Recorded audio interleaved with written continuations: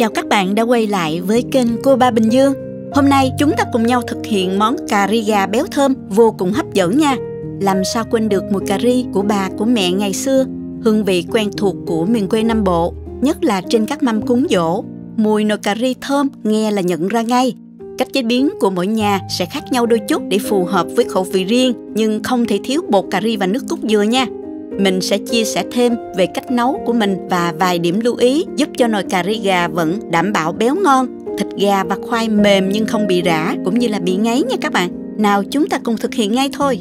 Nếu thích video nhớ bấm nút đăng ký để đón xem những món ăn tiếp theo của mình. Mời các bạn xem thành phần nguyên liệu trước khi thực hiện.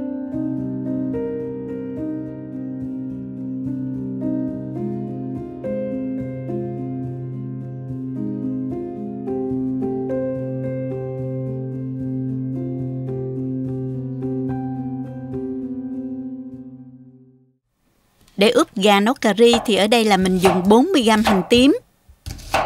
Cắt sơ rồi mình cho vô cối xay cho nhanh ha.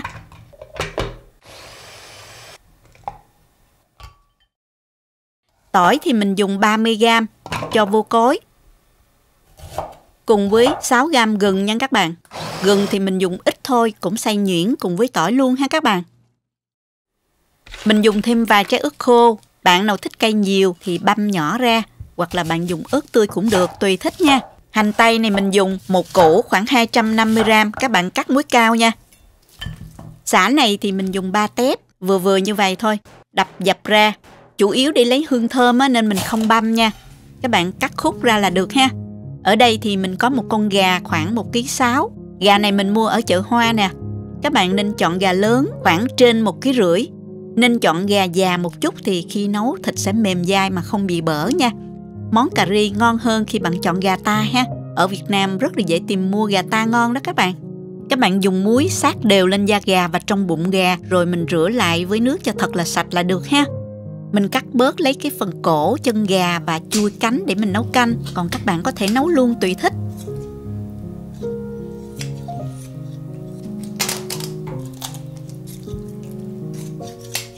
Sau đó thì mình chặt gà ra thành từng miếng to to một chút, cạnh khoảng 4cm. Mình cắt vuông thì khi mình trình bày thành phẩm sẽ đẹp hơn đó các bạn. Miếng nào dài quá thì mình có thể cắt đôi ra ha. Nên chặt dứt khoát để miếng gà được đẹp và không có cái phần xương dâm vụn đó, tránh khi ăn dễ bị hóc đó các bạn. Toàn bộ cái phần thịt này thì mình cân lại là 1,2 kg nha. Mình cho qua thố để ướp luôn nè. Cho vào đây 1 muỗng cà phê muối, 1,5 muỗng canh bột nêm, 1,5 muỗng canh đường, 1 muỗng cà phê bột ngọt, 1 muỗng canh cà ri dầu của Ấn đó các bạn. Có thêm cà ri dầu thì rất là ngon nha các bạn. Loại này thì có bán ở các tiệm tạp hóa rất là dễ tìm mua. Ở Mỹ các bạn có thể tìm trong chợ Việt ha. 1 muỗng cà phê ớt bột paprika để tạo màu. Các bạn có thể thay thế loại ớt bột Hàn Quốc cũng được nha. Hành tím băm thì mình dùng 1,5 muỗng canh, thêm 1 muỗng canh tỏi băm nữa nha các bạn. Cuối cùng thì mình cho 2 muỗng canh rượu mai quế lộ. Các bạn có thể thay thế bằng rượu nấu ăn hay là rượu trắng để cho thịt được thơm hơn đó các bạn. Trộn đều tất cả lên. Mình để từ 2 đến 4 tiếng cho thịt đủ thấm gia vị. Đối với những món nấu thì thời gian ướp lâu giúp thịt thấm sâu gia vị. Khi nấu thịt sẽ đậm đà ngon hơn nha các bạn. Nhớ bảo quản trong ngăn mát tủ lạnh để thịt được tươi ha. Trong khi chờ thì mình sẽ sơ chế phần khoai. Chuẩn bị một cái thau nước khoảng 1,5 lít. Cho vào đây nửa muỗng canh muối, hòa tan. Mình dùng 2 củ khoai lang to như thế này, gọt vỏ cho sạch ha. Mình thêm một ít khoai môn cũng gọt vỏ cho sạch hết các bạn. Sau đó cắt khoai thành miếng to, cạnh khoảng cỡ 5cm là được. Cắt to thì khi mình nấu khoai không bị rã nha. Khoai môn thì mình cũng cắt miếng to như vậy luôn ha các bạn. Theo cách nấu truyền thống thì người ta thường dùng khoai lang, vì khoai lang khi chiên sẽ không dễ bị bở, đồng thời khoai có được độ ngọt vốn có đó, nên rất thích hợp cho những món cà ri. Cắt xong thì mình cho hết vô nước có pha muối, ngâm khoảng 10 phút cho khoai sạch mũ và không bị đen. Sau đó vớt ra rửa sạch lại là được ha. Khoai sau khi sơ chế xong là 700g đó các bạn. Tiếp theo thì mình sẽ chiên khoai, cho dầu nhiều một chút nha, cho khoai vào chiên nè, trở đều 4 mặt. Lưu ý là lượng khoai sử dụng bằng khoảng 1/4 lượng thịt là vừa. Tuy nhiên các bạn có thể cho nhiều hơn một chút nếu thích, nhưng đừng có cho nhiều quá, ăn rất là dễ bị ngán nha các bạn. Ngoài khoai lang, khoai môn thì các bạn có thể chọn thêm khoai mì, khoai tây, cà rốt tùy thích nha. Nếu mà có trái sake thì càng ngon hơn nha. Khi thấy màu chuyển hơi vàng rám mặt như vậy là được nè. Mình vớt ra cho ráo dầu ha. Bước chiên này giúp khoai không bị rã trong lúc nấu, giúp món ăn không bị lềnh đặc đó các bạn. Thành phẩm sẽ ngon hơn nha các bạn.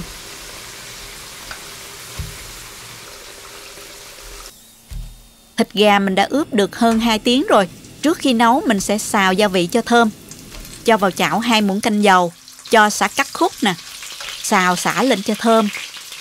Tiếp theo thì mình cho hành tím còn lại vào và tỏi nữa nha. Xào tất cả lên cho thơm nè. Trước khi cho thịt vô thì mình sẽ tạm gấp mấy cái khúc sả này ra để cho dễ trộn đó. Cho vào chảo vài trái ớt khô nếu thích. Ớt thì các bạn có thể cắt nhỏ ra nha. Và mình cho hương liệu thơm vào, gồm có 1 muỗng canh bột cà ri, 1 muỗng cà phê bột nghệ, 1/3 muỗng cà phê ngũ vị hương, vài cái lá cà ri nữa nha. Và mình hạ lửa nhỏ. Mình xào trong 30 giây thôi nha. Lưu ý là không xào lâu quá, hương liệu bột rất là dễ bị đen và mất đi mùi thơm nha các bạn. Và bây giờ thì mình cho thịt gà vào nè. Các bạn tăng lửa lớn trên mức trung bình nha. Và mình xào cho tất cả gia vị thấm đều vào thịt gà. Bây giờ thì phải chi các bạn có mặt cùng mình ở đây thì các bạn sẽ ngửi thấy mùi rất là thơm luôn.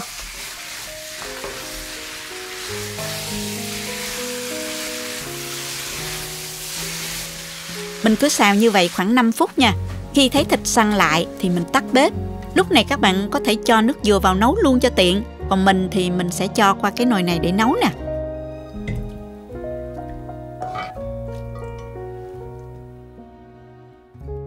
Cho vào nồi 400ml nước dừa và 500ml nước giảo dừa. Nếu không có nước dừa giảo thì các bạn có thể pha 3 phần nước với lại 1 phần nước cốt dừa là được. Và mình nêm vào đây 1 muỗng cà phê muối và 1 muỗng canh bột nêm, khuấy đều lên. Sau đó thì mình cho vào lại phần sả cắt khúc lúc nãy mà mình tạm vớt ra đó, mình cho vào luôn.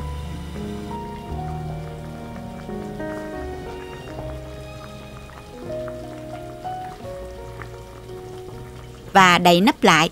Các bạn giảm lửa dưới mức trung bình một chút nha. Và mình sẽ nấu cho thịt mềm ha.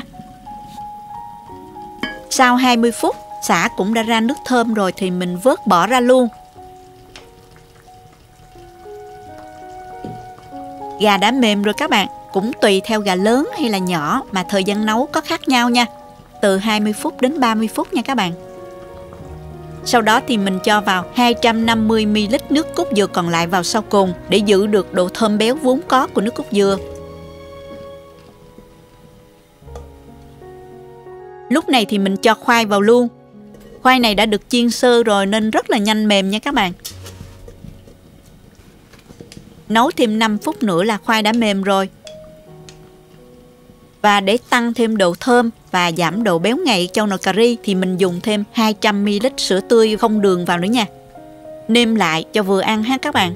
Cho vào 1 muỗng canh đường phèn, nửa muỗng canh bột nêm.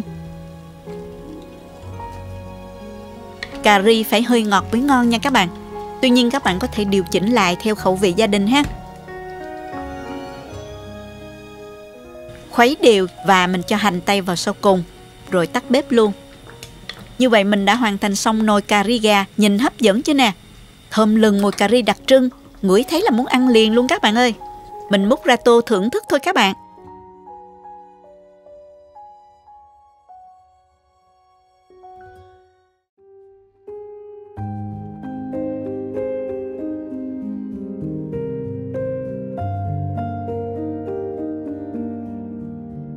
Thịt gà mềm dai, thấm gia vị đậm đà. Khoai lang, khoai môn chín mềm và không bị rã. Thấm nước cốt dừa béo ngọt rất là ngon. Nước cà ri hơi sánh nhẹ, vị mặn vừa phải, hơi ngọt nhẹ, béo thơm của nước cốt dừa nhưng không bị béo ngậy nhờ có thêm sữa tươi đó các bạn. Vị cay cay kích thích vị giác. Cà ri này mình dùng kèm với bánh mì hoặc là bún đều ngon nha. Mình thì thích ăn với bánh mì hơn. Bánh mì phải chấm đậm nước cà ri mới cảm nhận được hết vị béo thơm nha các bạn. Chúc các bạn nấu cà ri thật ngon cho gia đình vào dịp cuối tuần. Nếu thích cách mình làm, chia sẻ cho bạn bè cùng xem, đăng ký kênh và nhấn vào biểu tượng cái chuông để nhận thông báo sớm nhất khi mình có video mới. Các Các bạn cũng có thể truy cập website cobabình dương.com để tham khảo các công thức nấu ăn dưới dạng bài viết. Cảm ơn các bạn đã xem video. Hẹn gặp lại các bạn trong video kỳ tới nha.